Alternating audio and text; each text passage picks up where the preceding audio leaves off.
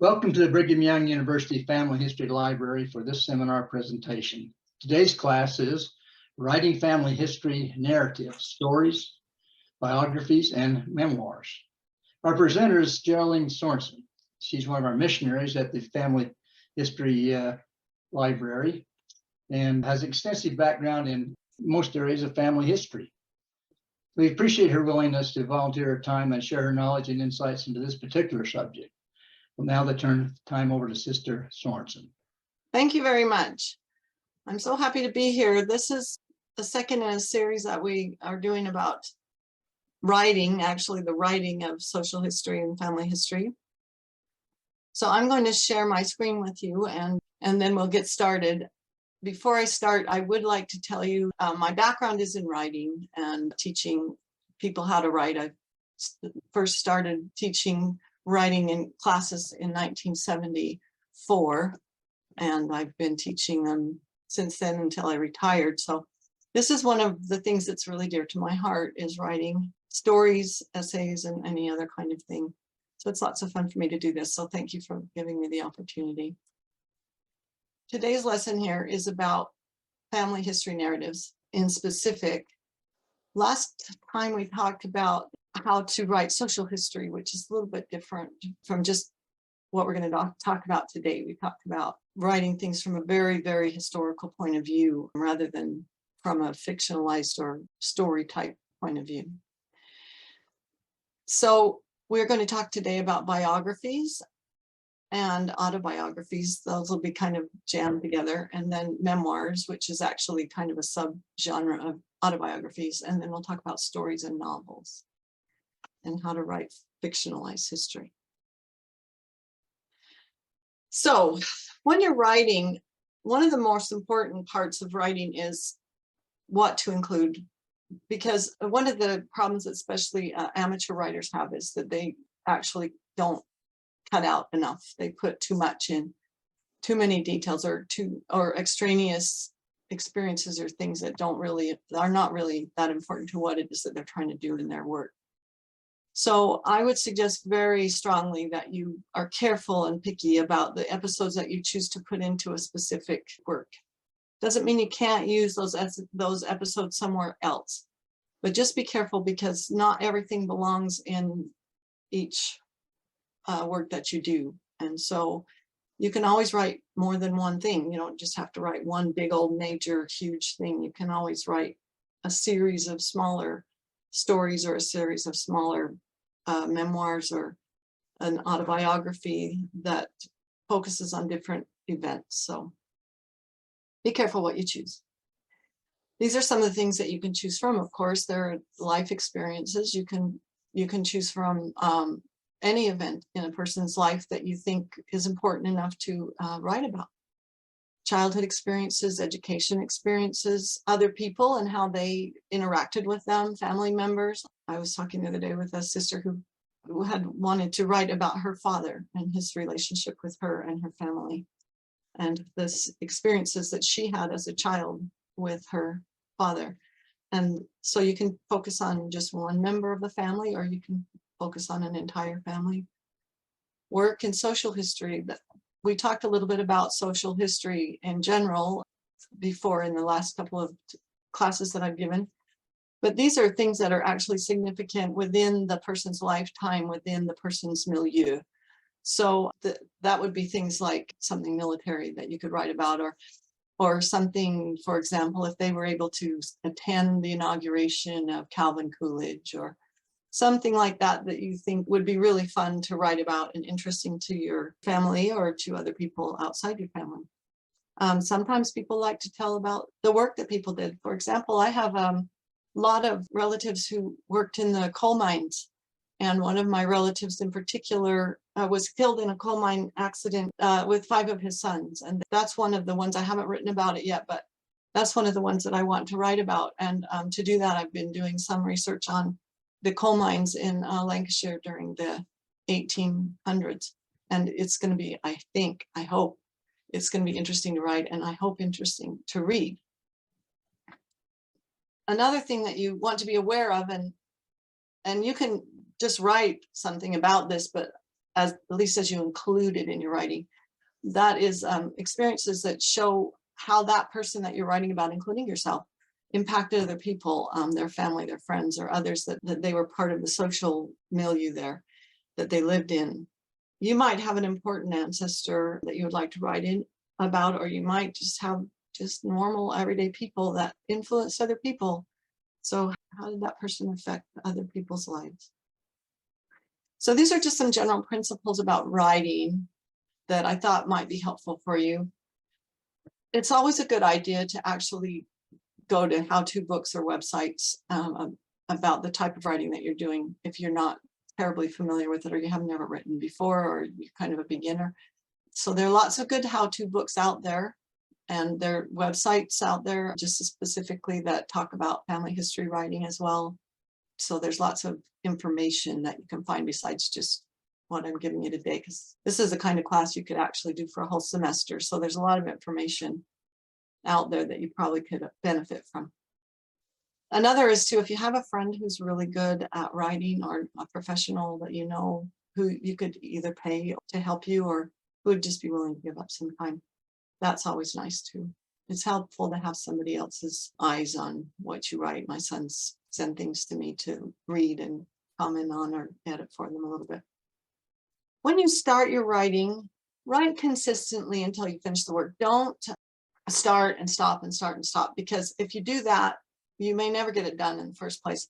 In the second place, you're going to find that your tone changes or your idea changes, and when you come back to it, you may have to start again or change a lot of things because you've done, different things, or you feel like it's not what you really wanted to say. Just write until you get it done. And then you can always go back and change it or rewrite it or do whatever. But it's when you come back and you've started something and you come back in the middle of it, let me tell you from experience, it's kind of irritating because sometimes things just don't work the way you wanted them to do and you have to start again. So if you get writer's block, which they call when you can't figure out what to say, there really isn't any such thing unless you're a professional writer, because you can do anything. So you get a writer's block as an amateur writer, you just do something else for just a little bit and then come back. So maybe take 2 days and write a little essay, or just do something else that's not related and then come back. Don't do it too long though. Don't leave it for too long, because then you get the problem that I talked about before, where you come back to it and you're like, oh wait, I can't remember what I wanted to do, or this isn't what I really wanted and I have to start again. Something that really works for when you can't figure out where to go or what to do is go back and kind of reread what you've done, and then just sit down and pretend it was a movie and look at it in your mind. Just watch it in your mind. So, and then when you get to that point where you kind of move on, you might just see the next scene in your head. It might just come into your mind because it's like a movie. So you know what's going to come next. So that's actually really kind of a helpful thing. Another thing is just go back to the beginning, reread what you wrote, and then just kind of start doing some revision, and then it might just open up for you again. But don't give up. If you just get to the point where you can't push through, don't give up. Do something, just keep writing, even if you keep just chucking it in the garbage or whatever. Just keep writing. Don't give it up, because then it's discouraging. And we don't want to get discouraged when we're writing amateur writing, or when we're very first starting, especially. And the last thing is, this goes along with that too, make it fun. Don't make it into a chore, because if you make it into a chore, then you're not going to like it, and neither will your audience, because they will see that it's a chore. People's feelings about how they feel about something, it comes through in their writing, even if they don't realize that it's coming through. So make it fun so that your readers can feel how much you love it. It's not going to be easy necessarily for most of us. It's not easy to just sit down and put something out there, but don't make yourself miserable about it either. And if it is miserable, then hire somebody else to write it for you. I don't want you to be miserable about your family history, okay? And the last thing you need to think about making it fun is that nobody's going to judge you but yourself, unless you are trying to do a professional thing. Of course, if you're doing commercial printing, then it's different. You've got an editor and other people who are critics. But, if you're just writing your mother's life story or something, don't worry about it. Nobody's going to judge you. So these are some more specific general principles.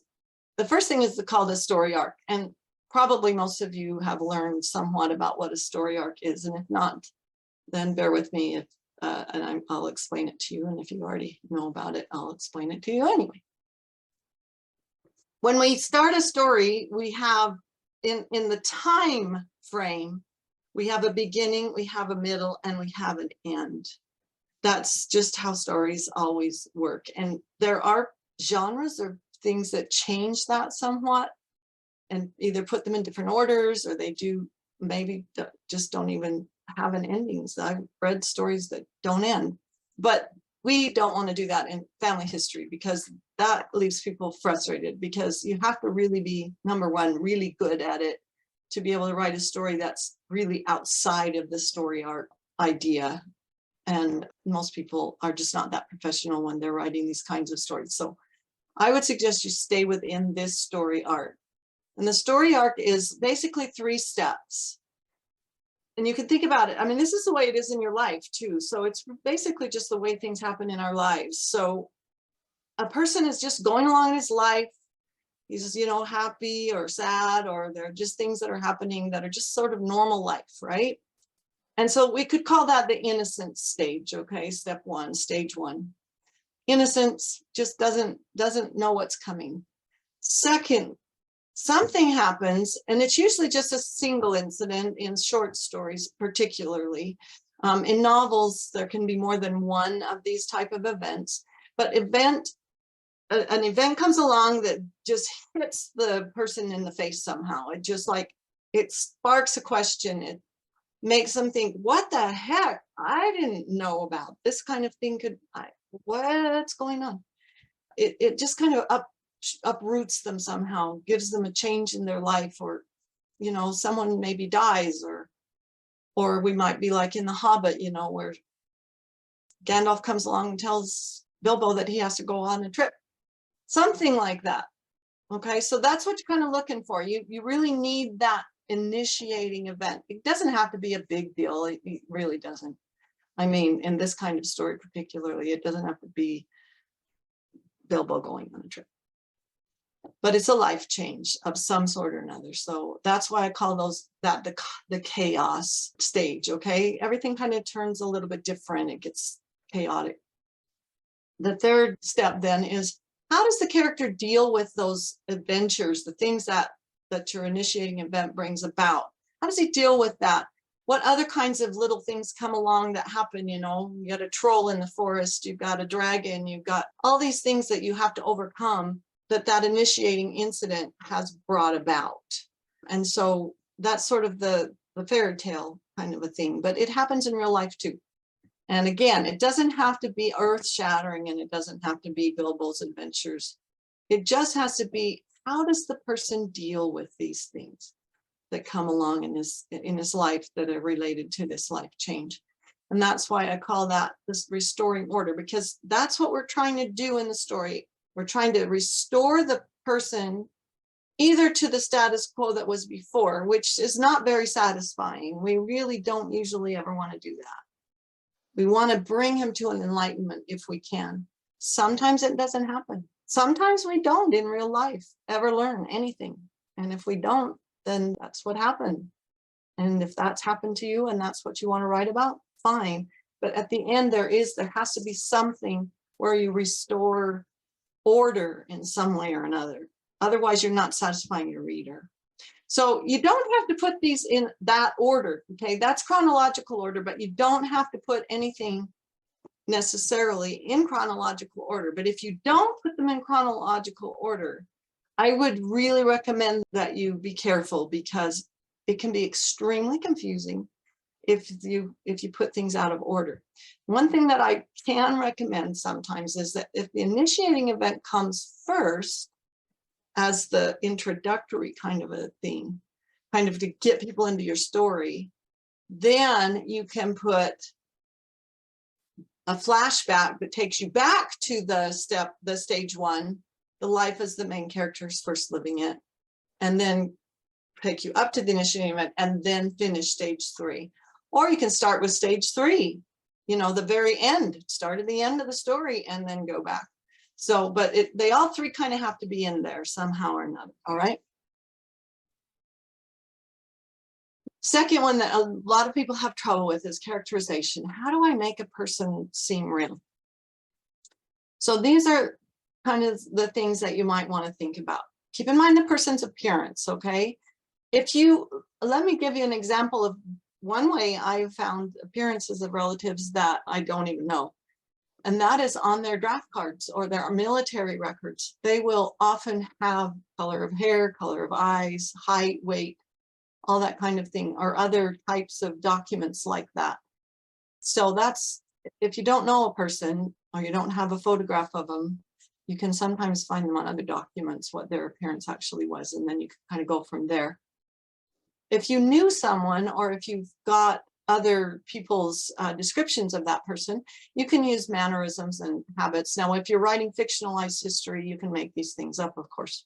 But it's a really good idea to like think of each person that you're doing and figure out how they move their hands, what kind of things do they do with their heads when they're talking or things like that. And that goes along with movement, but mainly that's how they walk.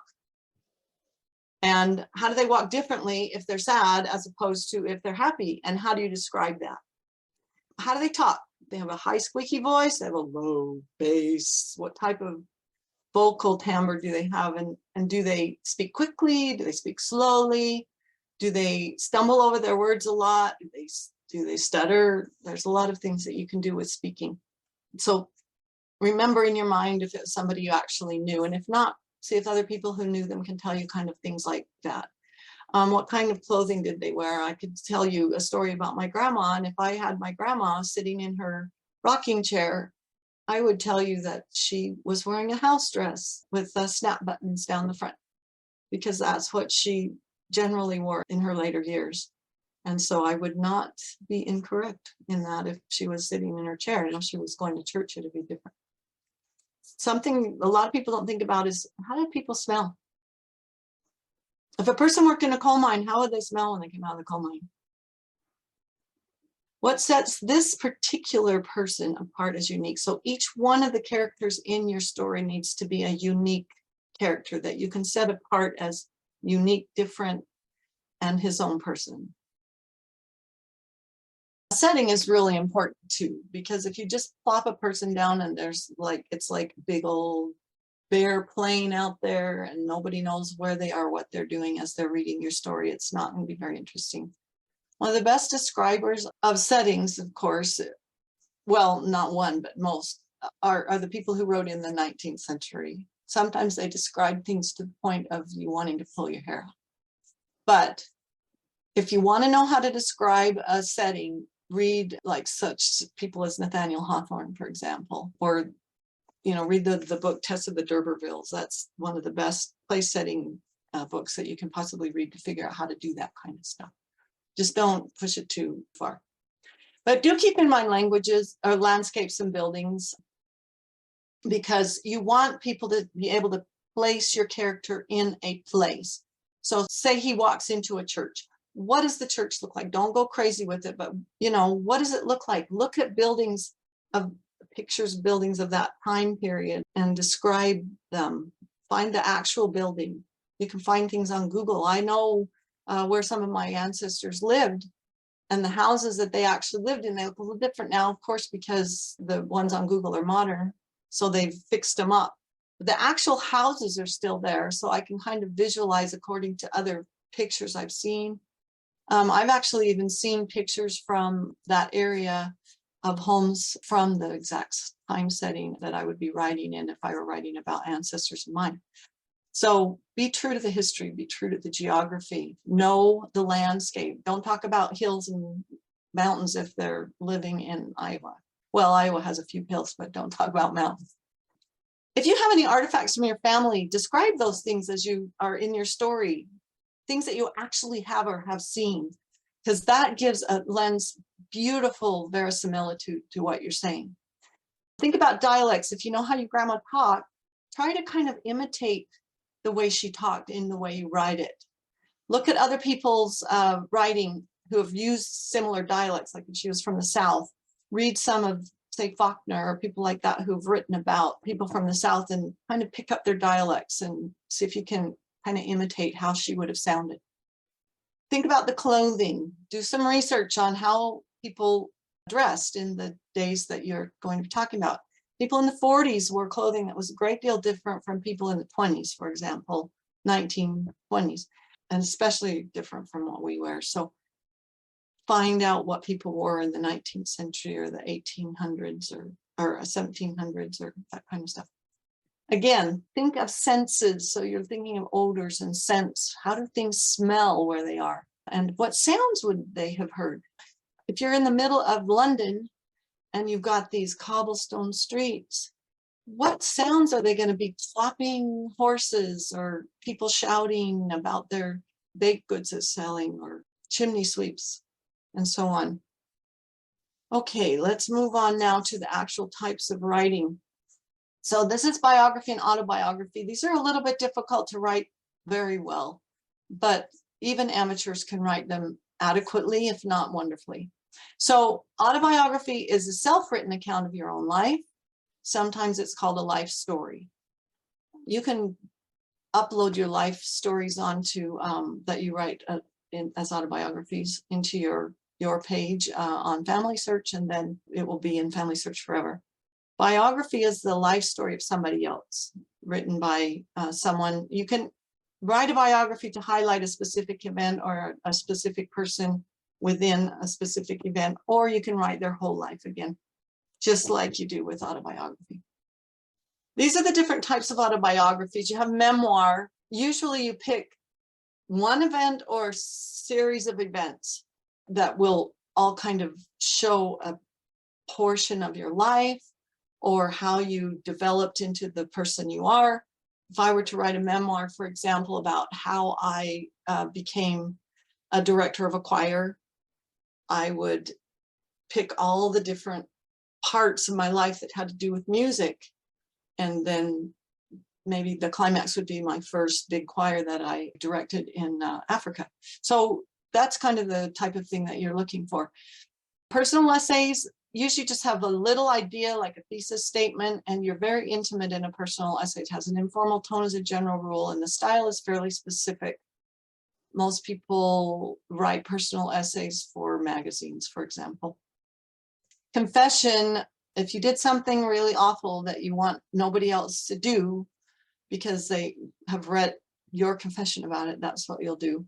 A spiritual autobiography is, what was your spiritual journey from point A to point B in your life? How did you become converted to Jesus Christ? Or what made you decide to become a Muslim? Or how did your faith develop from being a teenager to be an adult? Full autobiography is your complete life story. That's difficult because it's difficult to make an autobiography interesting. Let me put it that way. I know that sounds really horrible, doesn't it? But it's really true, because we want to put in everything and we really don't need to generally put in everything. So the best thing to do, write a life story that doesn't include everything, and then the things that you left out, make them into little memoir essays. So that's a good way to do that. Biography has to be historically accurate and factual. Actually, so does autobiography. We talked about that before. Don't make things up when you're writing biographies and autobiographies. If it didn't happen, don't put it in. People have gotten into serious trouble. The man who wrote, I think it's called A Cup of Tea, if I recall, about Afghanistan and Pakistan, he made that up and he presented it as a piece of an autobiography. And he got into a lot of serious difficulty from that because people found out about it. And he had established a foundation for people to give him money so that he could establish these schools. And I know you would never do that, ever, ever, ever do that, but don't make anything up. Because if we make things up, they're called historical fiction. So we don't want to do that. We have to have our sources, we have to have our citations. And I talked about that in the last video that we did. When you're writing autobiography and biography particularly, this is true for all of them, but this is particularly true for autobiography and biography. Research your ancestor thoroughly. Make sure that the person that you're talking about, you know inside and out. Find every event in his life and put them into a spreadsheet or into some kind of Word document or some other type of document, one by one by one by one, all those events, and then create a timeline from it. And if you put it in a Word document, or you can sort things and do other things. So spreadsheets are a really good way to go. Family tree, if you put all those things in family tree or ancestry, they'll make a timeline for you. But those are pretty basic. Okay, so you really want a more detailed one. Create that timeline out of a spreadsheet or create it in Word using Smart Art. That's pretty easy. Just click on process in Word and then choose basic timeline and then click OK and then put the stuff in that you want. I'm not going to get into too much detail on that, but it's actually a really good thing. Smart Art, don't forget that. Check out historylines.com. They will do a timeline for you, or trial in ongenealogy.com. That has some really good suggestions on how to do timelines. But don't try to do it without a timeline, because you'll get things mixed up maybe, or then you have a whole section written and then you go, oh, wait a minute, I forgot to put that in. So don't do it without a timeline. After you've got your timeline and you kind of have an idea of what's going on in that person's life or your own life, then you write your statement. So your purpose statement, it's also called, some people call it thesis statement. I use that mainly for formal essay writing. So I like to call it a purpose statement. What are you trying to do in this book or this essay or this story? What do you want the person that's reading it to actually come away with? What's the idea behind it? Are you just going to doom, doom, doom? If you do that, just lay out the life, then it's probably not going to be an autobiography. It's just going to be kind of a social history. So don't do it. Try not to do it without a purpose statement.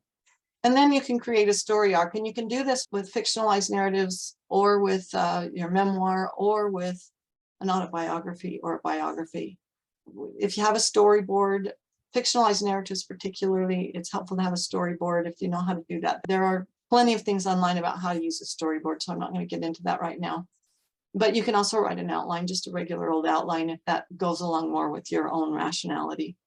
The outline itself needs to be beginning, middle, and end. And then you decide, once you've got your beginning, your middle, and your end, with those three things that I told you about, stage 1, innocence, stage 2, chaos, stage 3, reordering, or epiphany. Then you can decide, where am I going to actually start? Okay, so you can switch your stuff around in your story arc however you want, but first put it in chronological order. That's your best bet.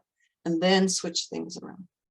And then decide also what stylistic devices, and you can find out what stylistic devices you want to use in your narrative by reading books or other things, taking a class in college or something like that.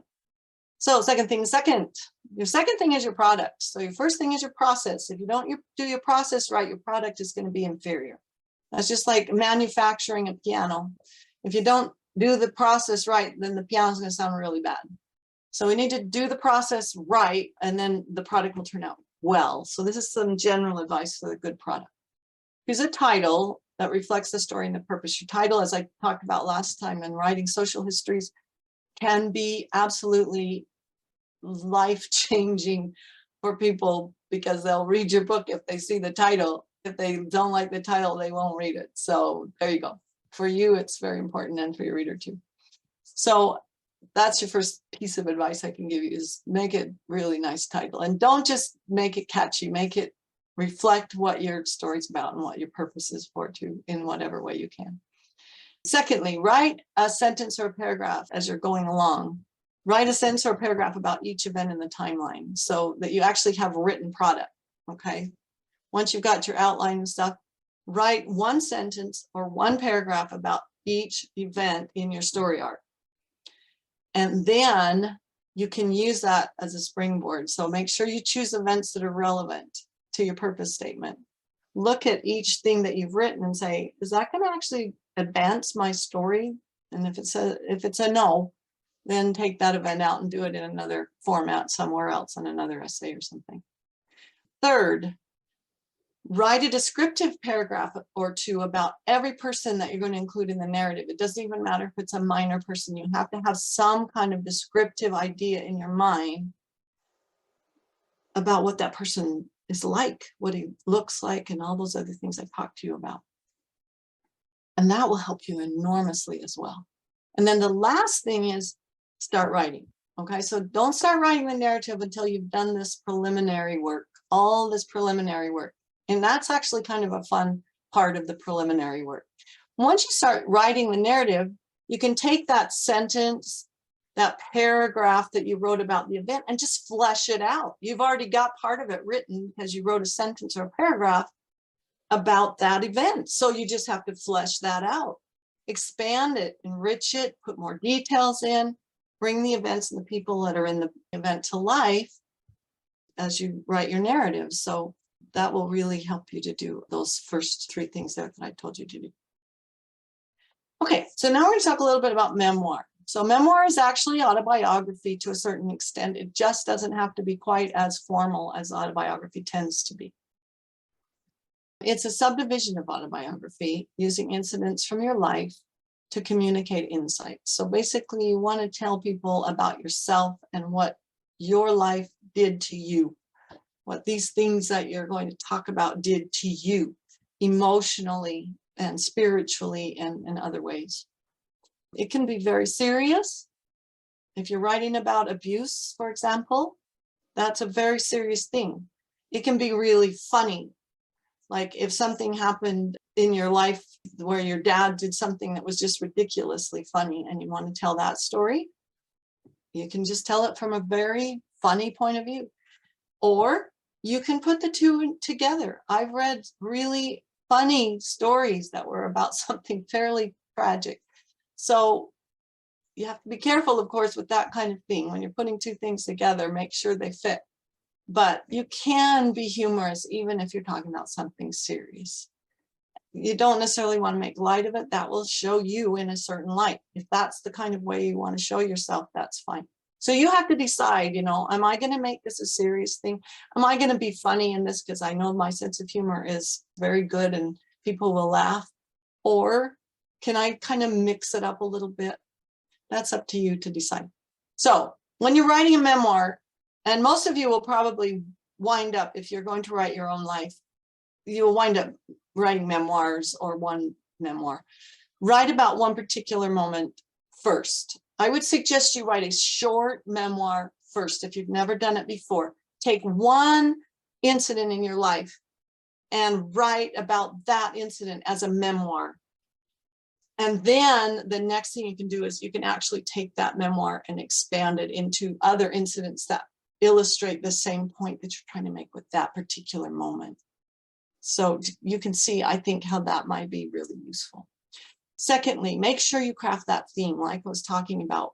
What is the purpose of your memoir? Are you just going to just tell something about your life? That's great, I guess, but it's not the same thing as a memoir. You want to craft a theme. What do your experiences show about you? What kind of person are you? What kind of person was your mother? What kind of person was your grandmother? How did she affect your life? Well, I had a car accident when I was a little girl and it messed my knee up really badly. If I wrote about that particular part of my life, how did that affect my life? How did it affect my relationships with other people? I could definitely do that. The next thing is, as I said, follow the narrative arc, beginning, middle, or end. Decide where each event fits in the arc, and innocence, chaos, and enlightenment, especially in a memoir. This is very important. The chaos can be like huge. If you're writing a long memoir, it can be practically the whole memoir can be chaos, but there has to be also enlightenment. Consider growth and change, particularly. How did your experiences help you grow or change? Include interesting, relevant details about the people, places, and culture that you, or the person that you're, the people that you're writing about in your memoir, about those people and yourself. How did they live? How did you live? What was your home like? Things like that. Be honest. When you write a memoir, as I was saying, a cup of tea, be honest. Don't make stuff up. It's just not good. And when you're talking about other people, do your best to be honest about them. I know so many people, when they have in their childhoods had bad experiences, and they were most often caused by other people. But try really hard not to be nasty. People do not want to read that kind of thing. They don't want to read it. There are very few things I've ever read that were written from a nasty point of view that I felt comfortable with. So be careful, be honest. Don't gloss things over if you think that it's important that they don't be glossed over. But try really hard not to use really nasty or judgmental kinds of language about the people that you're writing about. Unless somebody murdered your mom or, I mean, there are times when that's okay, but be really careful, especially if they're living people are going to read it. That doesn't mean you have to, again, make things better than they actually were or make people better than they actually were. Just be careful with your language. It's mostly language that will do this. So be sincere, be honest, and don't exaggerate and don't make things up, okay? Don't exaggerate for effect or just because you think it will make it sound cooler if you do, say you skied down the side of the Himalayas or something. Okay, be open about your emotions in that sense as well, but don't make your emotions a focus either. Then it comes out like, oh, it can be whiny, it can be complaining. It can make somebody think that you're a Pollyanna, that you've never had anything bad happen in your life, which I don't know anybody that didn't have anything bad happen in their life. So don't make one thing or one emotion particularly your focus. Give your emotions as they were really, and let the reader see who you are. And then the last thing is, don't say, I felt really bad about that. Show how you felt. I came home and the first thing I did was go in and throw cold water all over my face and then slammed myself down with my face in my pillow and cried tears like I had never cried before. You see what I'm saying? Be descriptive rather than explanatory, because explanatory memoirs are pretty boring actually. Use descriptions of your own actions, of other people's actions, of your own appearance, what you did, what people said. You can actually kind of make up dialogue in a memoir. Don't necessarily put words in people's mouth that they never would have said, but if you remember a conversation well enough that you can kind of turn it into a dialogue, that's okay to a certain extent. Make your emotions show in your settings. You don't have to just lay out the setting as a non-emotional thing. The mountains can look menacing if you're in that kind of a mood. So, use the kind of words that show your setting as extensions of your own emotions.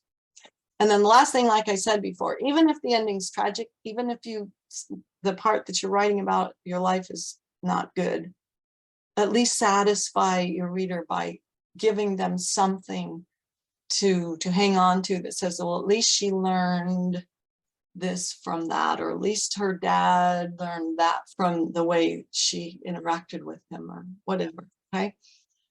This is really good. The Power of Memoir, How to Write Your Healing Story. This is particularly good for people who have had trauma in their life. So you might want to read that book. Now, the last thing we'll talk about is writing fictionalized family stories. So fiction is so much fun to write, but it's also so tricky, but you can do it. I promise you can do it. If my dad can write a great story, he can write a great story. He had 1 year of college and he was a business manager. So he wrote great stories, so you can do it too. If you have to make stuff up to get a good historical narrative, then just toss it over and make it into fiction, because it's just not worth it to try to write a historical. If you don't have enough background or just don't have enough documentation to write it, then just make it into a fictionalized story. The only caveat I have about that is don't label it as a life story, okay? Don't label it as an event in your family's life. Label it as, this is based on an event in so-and-so's life, okay? Make sure that is there somewhere in your book or your story as you publish it, however you decide to publish it. Don't pretend it's real, okay?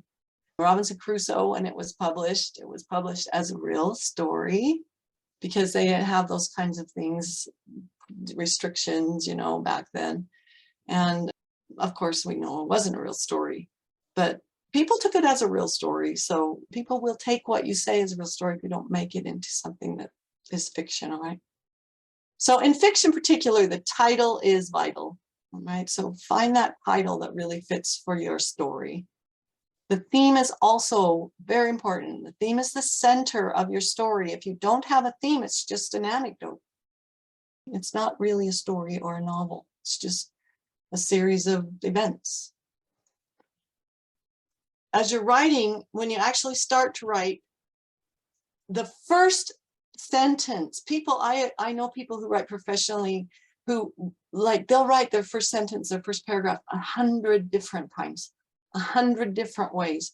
You know, they will change it 50 times until they get it right, because that first sentence is so important to the rest of your story. And if it does not grab your reader by the throat and say, you got to read this, this is something really interesting, then they'll just put it down and they won't read it.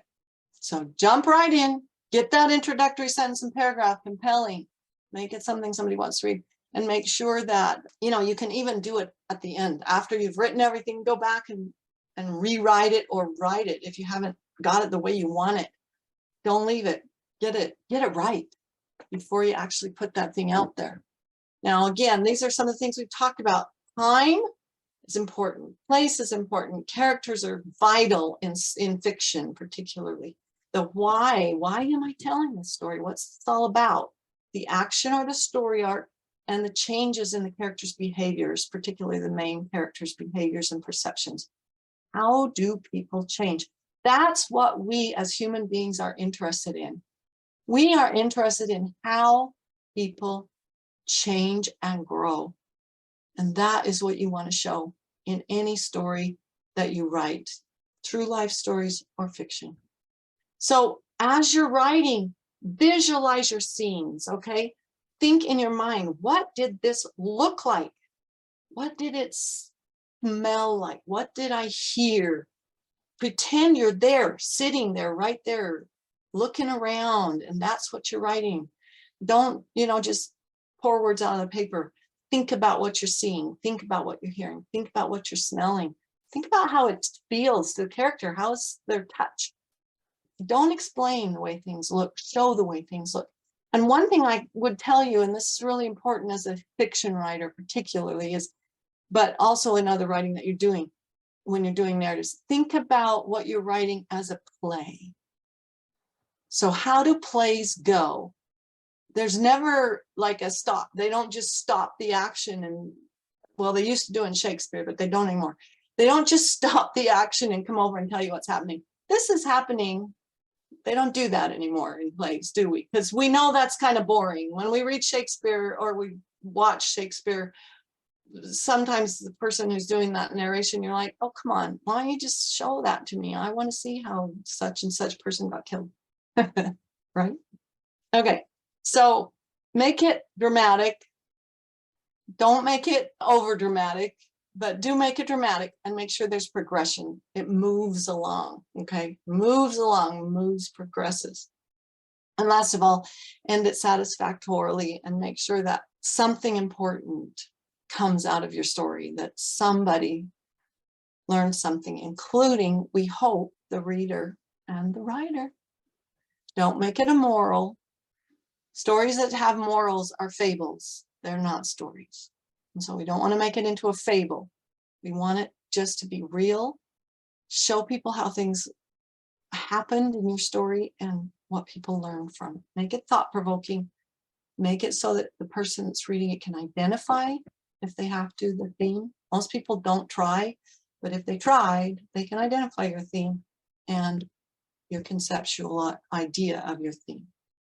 Okay, so there's a pretty good book. It's one of the better books called How to Write Compelling Stories from Family History by Annette Gendler.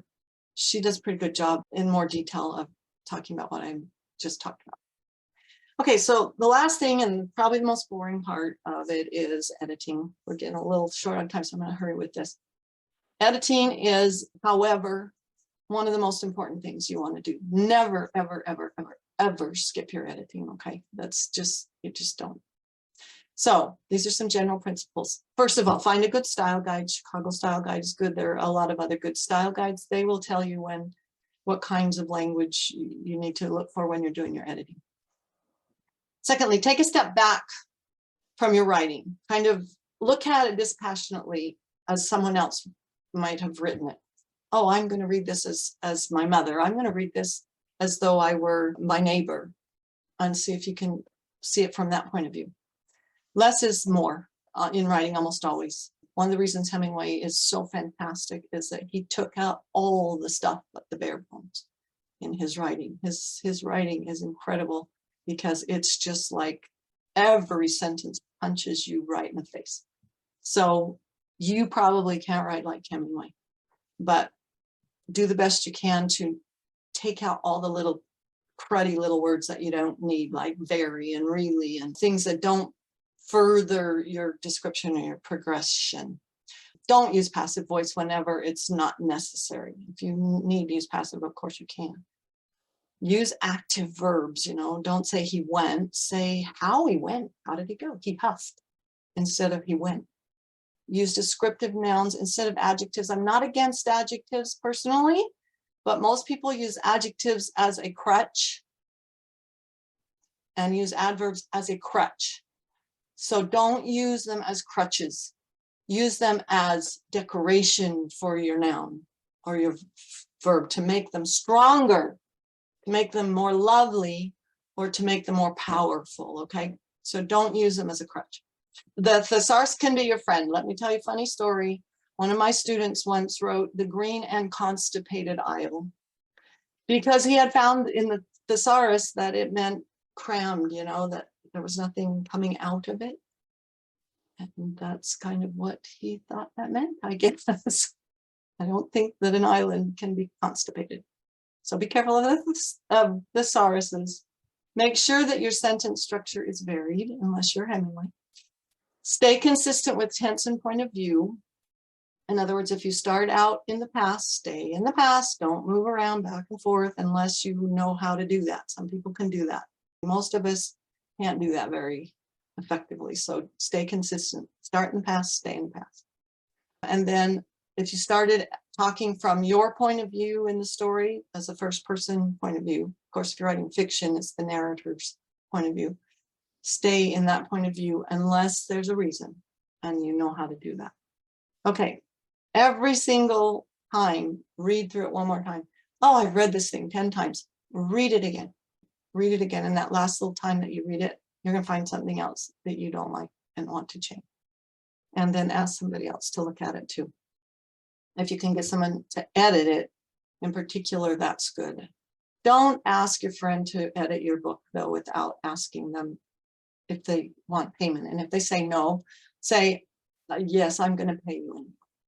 As an editor myself, I can tell you it is really annoying because I always feel like it's my friend. I need to do this for them. And then I spend hours and hours of my time doing something for someone that really is professional. So if you're asking someone to do something professionally for you, do not ask them to do it without payment. It's just not fair. Okay, that's my little hobby horse there. So there are two ways to edit. You can edit as you go. You can edit when you're finished. They're not mutually exclusive. You can go back and edit anytime during the writing process. Okay, you don't have to finish. Some people, when they start to write the next day, they go back and re-edit everything that they've written previously. Some people edit the previous chapter. Some people just wait till the end. They just write it out, finish it off, and then go back. You can do it either way or both ways. It doesn't matter. Now, this is just a little tip for you. As you're editing, don't throw things away that are at all important. Like if you make a little description of something and you think, I don't really like that. You take it out. Don't delete it. Put it in a document. Keep it. I call it my garbage can. Put it in the garbage can. It's a document or a spreadsheet that you can find it in later. because you may reread it. And then as an editor, when you're doing your own editing, or someone might say, hey, you know what, you need something here. And there it is. You've already written it. You don't have to rewrite that part. Or you can just fix it a little bit and put it back in a different way. So don't throw things away unless they're like one word, you know, but if you've written a sentence or something, don't chuck it. This is from the University of North Carolina at the bottom there. That's a really good source for how to do editing and proofreading for college students. And you too. I mean, it's for college students, but you can use it too. So these are just some further readings for especially memoirs. There's some really great memoirs. If you really want to write a memoir that's really, really good, you need to read other people's memoirs first. These are some that I know and have read and loved, and they're fantastic. The ones that I really, really, really loved were When Breath Becomes Air. That's incredible, absolutely incredible. It will leave you gasping at the end. You will just be so in love with Paul Kalanithi and his wife. Another one that's really, really good is The Glass Castle. That's sort of an autobiography as well, but it's written fairly memoirish. And Agatha Christie's, an autobiography by Agatha Christie, is really awesome, especially if you love Agatha Christie like I do. So there's lots of other suggestions at the readersdigest.com list of best autobiographies as well.